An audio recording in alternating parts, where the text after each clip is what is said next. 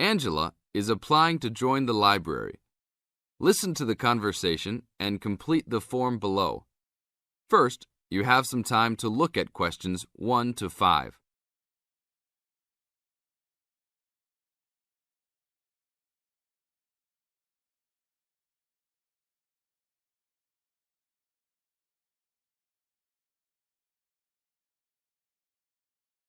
Now we shall begin. You should answer the questions as you listen, because you will never hear the recording a second time. Hello, how can I join the library? Well, you need to make an application. Would you like to do it now? Yes, if I can. One moment and I'll get the form. Now, I just need to ask you a few questions before you sign at the bottom. Okay. Your full name, please. Angela Mary Price. Price? Yes, that's right. Okay. And your address? Apartment 3, 86 Bridge Street, Pimlico. Bridge Street. That's just near here, isn't it? Yes, not very far. Good. So the postcode must be 2065, right? Yes, that's right. Now, your telephone number. I need both home and work if you have them. My home number is 8763-5142, and work is 8456-1307. Do you need anything else, like ID or something? Yes, your driver's license will do, if you have one. Right. It's easy to remember. I know it by heart. 4040AC. I'm afraid I'll also need to see it. Okay, here it is. Thanks. And your date of birth, please? 24 March 1981. Okay, thanks. That's the most important part completed. But if you don't mind, I'd also like to ask you a few questions for a survey we're conducting. Yes, that's okay. Now you have some time to read questions 6 to 10.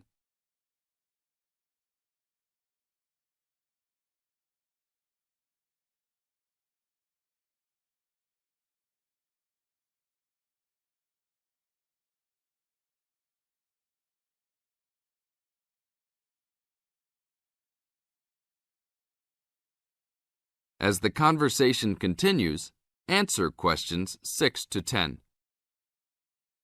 What kind of books do you like to read? Here's a list to look at.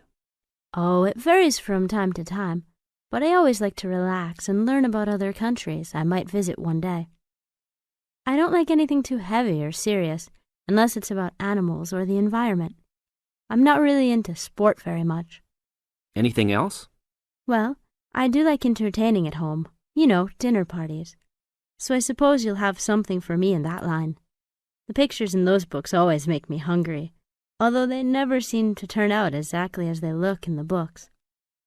Fine. I think that's all I need now, except I need you to sign here on the application form. Oh, and I almost forgot. The membership fee is $20, which is refundable if you no longer stay a member. There you are. Do I sign at the bottom here? Yes, that's right. You can borrow books now if you wish, although your membership card won't be ready until next week. So if you want to borrow today, you can pick up your card when you return your first books. That's if you want to take some now. I think I will, but I'll have a look around first. Okay, take your time. That is the end of part 1. You now have half a minute to check your answers.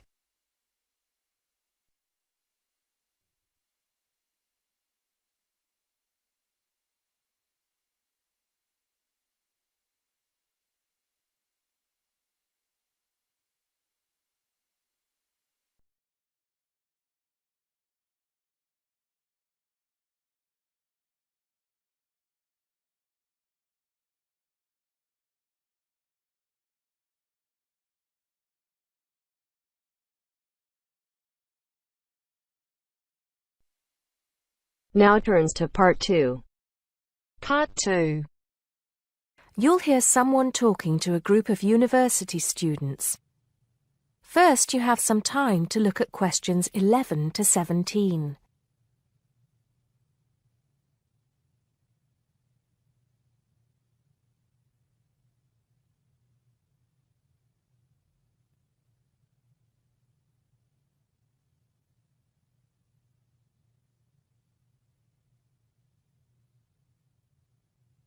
Now listen carefully and answer questions 11 to 17.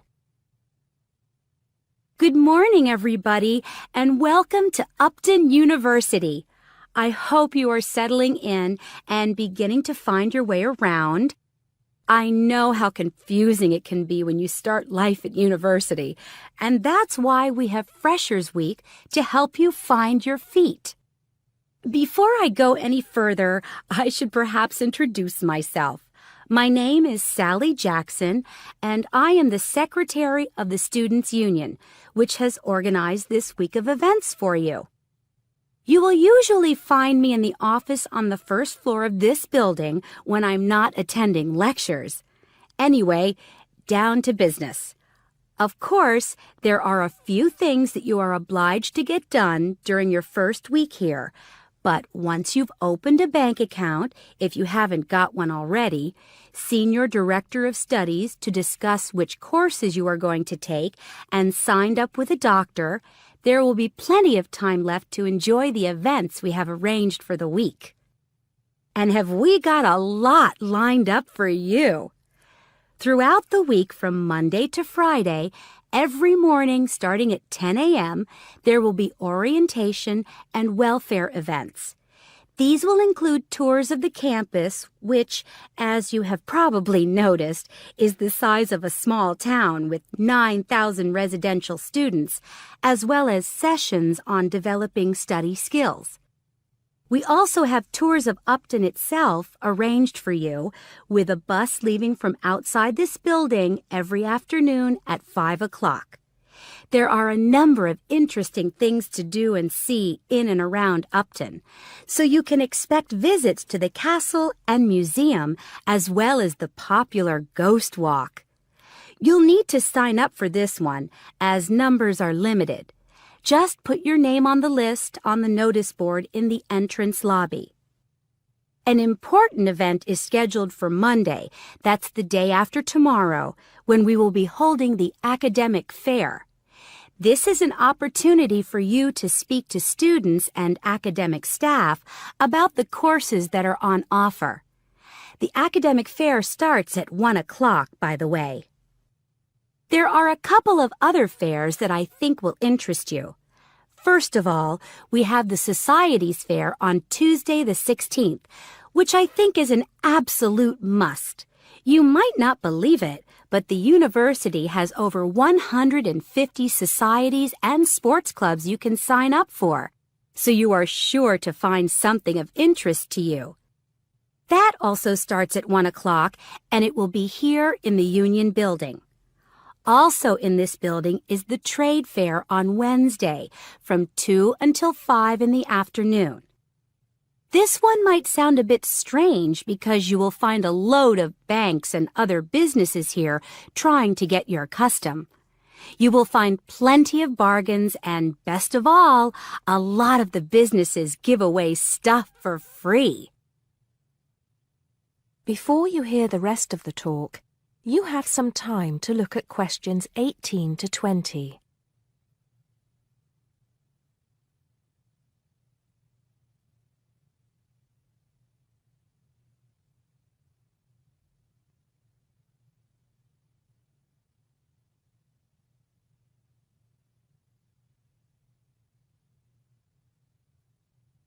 Now listen and answer questions 18 to 20. We've also got a great entertainment program lined up for you, starting tonight with our welcoming party. We have a top band lined up for your entertainment, but I'm not allowed to say who they are. All I can say is that I am sure you will not be disappointed. So come along to Blackmore Hall at 9 o'clock this evening to get your university experience off to a flying start. Just one point. I'm afraid this event is limited to freshers only. Because of space restrictions, you can't bring a friend tonight. Sorry about that. There's more fun and games on Monday in the Cotswold Theater here on campus. We have booked two of the cleverest comedians in the country, Paul Frazier and Jenny Brown, for a 3-hour show. Paul has assured us that he and Jenny have packed the show with new material, and as they always get rave reviews for their shows, I think we can look forward to an evening of great entertainment. That's in the Cotswold Theatre on Monday evening at 7:30. Moving along a bit, on Thursday there is an important date for your diaries. This is the official Freshers opening ceremony, when the Dean welcomes you to Upton University. So remember, Thursday the 18th from 2:30 to 3:30 in Blackmore Hall. You certainly should go to this one, and by the way, light refreshments will be available. At the end of the week, on Saturday, you have the chance to dress up in your smartest evening wear for the official Freshers' Ball. Actually, although it's called a ball, it is quite a relaxed affair, so we are more than happy if you turn up wearing jeans and a t-shirt. The important thing is to relax and enjoy yourselves. Time and place are the same as for this evening's party. Blackmore Hall from 9 in the evening to 3 o'clock in the morning. Right. I think I've covered the most important and exciting events we have lined up for you, but there will be plenty of other things going on throughout the week, so remember to check the notice board in the entrance lobby regularly. Enjoy the rest of the day, and I look forward to meeting as many of you as possible this evening at the welcoming party. That is the end of part 2. You now have half a minute to check your answers.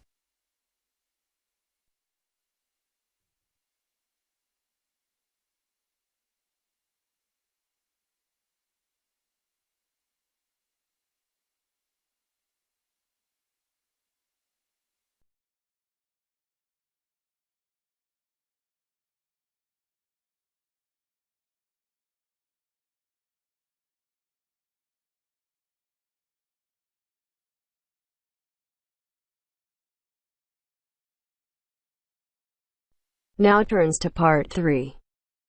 Part 3. You will hear an interview with Professor Green from a local university which enrolls a large number of overseas students in its courses. He is talking to Indra, a student representative, about the importance of attending lectures. First, you have some time to look at questions 21 to 24.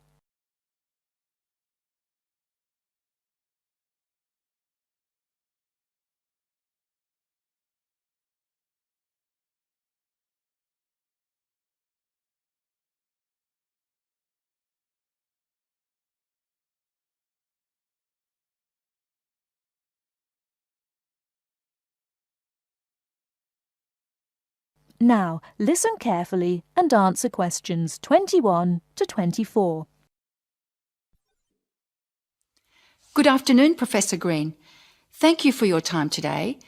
I wonder if you could explain why you think it is important for us to attend lectures in a course that we're studying. Well, despite the increasing dependence on online communication these days, I do think it is important. Apart from delivering the content of the lecture itself, I believe that there are some general communication benefits from having large groups of students together in one place. For lecturers, it is an opportunity for us to address many students together at one time. For students, it helps you to feel part of the wider learning community who are following the course. You can interact with each other both before and after the lecture to discuss the ideas and content, networking with each other and comparing your notes. But isn't most of this achieved, as you said, these days through online communication? Well, lecturers do communicate with students online, of course, but we usually only give a summary or notes of the lecture, so there are significant differences. When you go to lectures, you get more of an insight into what the lecturer considers important. We give additional commentary and anecdotes, and by voice emphasis, we can alert you to the key concepts, theories, and issues of the subject. By not attending lectures, you might miss crucial information about what we are expecting in an assignment. You know, these extra things can make a difference. OK, but there are tutorials. There is a lot of interaction between students and lecturers in tutorials. Can't all this be done in tutorial discussion groups instead of having lectures? Yes, to some extent. But during lectures, the lecturers can sensitise you to the debates and the controversies that are dealt with in the literature. This can help you think more critically about the subject. So then, when you come to the tutorial, you'll be able to come with some questions and ideas for discussion. The result of this is that the tutorial class will be more beneficial for everyone who attends.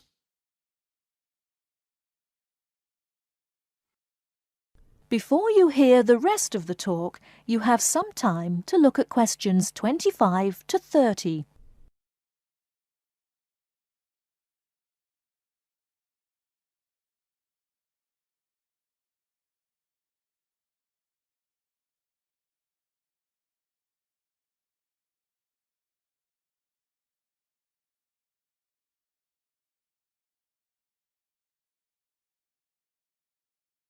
Now listen and answer questions 25 to 30.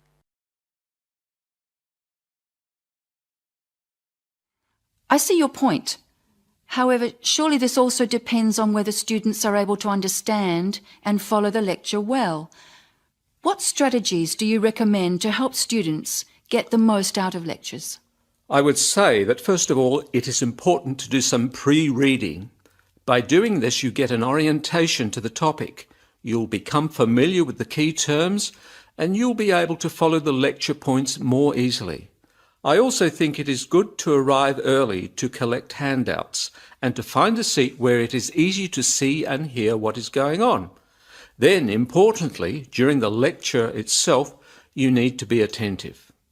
I know from experience that it is often difficult to be attentive. What can students do to improve their attentiveness during the lecture? I think that there are two keys to following a lecture successfully: using the visual cues and using active listening techniques. By maintaining eye contact with the lecturer and following how the lecturer makes use of the slides, whiteboard and so on, you are using the lecturer's visual cues, which help make the structure of the information clear and give you a sense of what's important. Then, using active listening techniques will also help you to process the information. What do you mean by active listening techniques? Well, you need to pay attention to the methods the lecturer uses to highlight important information. As I said before, in the spoken language of a lecture, we get the benefit of things such as stress and intonation, use of examples and anecdotes, as well as the language signals used to show relationships between ideas. Yes, I see what you mean. These things will be missing in written summaries. And what about taking notes? Does that help? Taking notes helps you to concentrate, so I would certainly advise you to do that. It's difficult to listen and write good notes at the same time, so it does take some training. Yes, taking notes needs a lot of practice, I've found. Do you have any other advice? Well, I can't finish without stressing the importance of formulating questions while you are listening. During the lecture, you should ask yourself questions about the content of the lecture and the points you are following. Ask questions like, what are the benefits or problems? What other examples are there? How does it work? Why does this happen? This will keep you focused and actively engaged in the content of the lecture. Professor Green, thank you very much for your valuable tips and your time today. You are very welcome. That is the end of part 3. You now have half a minute to check your answers.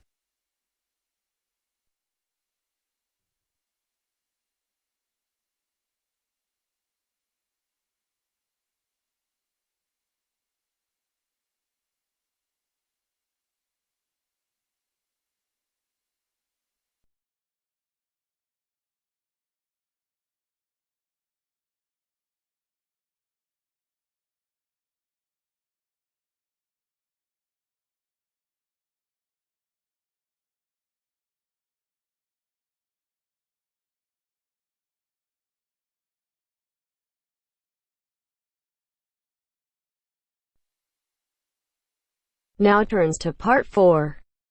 Part 4. You are going to hear a talk given by Jim Allen. He is going to share some of his findings of his research. Now you have some time to look at questions 31 to 40.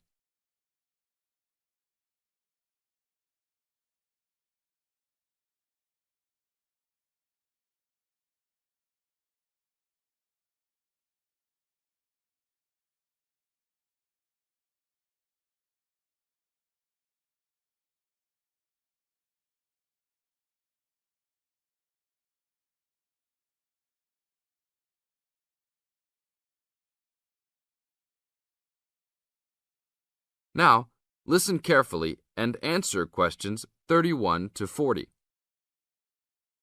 Good morning. Today we'll be hailing from Jim Allen, who will be sharing some of the findings of his research project from last term. Jim. Thanks. Well, to start with, a little bit of background about the project. As you can see, our title is something that is relevant to everybody in this part of the world: water safety. These days, there's a lot more to water safety because of the increasing number and range of boats and other things people use on public waterways. I'd become interested through reports on radio about the number of incidents involving small powerboats and individual watercraft such as jet skis. It seemed to me that because these craft were essentially recreational and didn't require licenses to use, there was very little opportunity to influence the users towards being safety conscious. So, I decided to make this the focus of the project. For the research, we mainly relied upon talking to people, asking them questions in preference to using a written questionnaire. We interviewed a wide range of people at a number of popular swimming locations over 2 consecutive weekends and asked them what they'd observed or experienced themselves. The respondents were both male and female, but the men were just slightly in the majority. We were pleased with their willingness to talk about the subject, and all told, interviewed 145 people over the 2 weekends. So, what were the findings? As you can see, 86% of people reported having had some type of problem. A surprisingly large percentage, 27%, commented that they had found it necessary to shout at an offending powerboat, but the main type of problem was the deafening sound that some of the boats made. On occasions, this led to swimmers deciding to move to another location. So what strategies did people adopt to ensure their own comfort and safety? Let's have a look at the figures. First, it was noticeable that there were often distinctly different answers between men and women. It was mainly the women, for example, who said they should try to choose places where boats couldn't go, whereas it was usually the men who said you shouldn't have to move if you were there first, so you should shout at them if necessary. Both men and, it was women who said you should call the authorities if the situation gets too dangerous or the powerboat drivers are acting irresponsibly. Then, I had thought it would be mainly women, but both sexes made the point that above all, it's important to get children away from any possible danger. Men were very aware that jet skis could be unpredictable in inexperienced hands. They also made the point that it's much safer to have your car nearby and clearly visible to any watercraft if you're swimming in a relatively remote spot. Finally, wearing visible clothing, men didn't think it was quite as important as women, but both gave it a high safety rating. When we asked them what they thought the government should do to help solve the problem,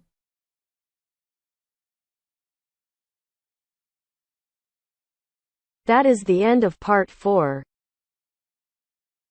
You now have half a minute to check your answers.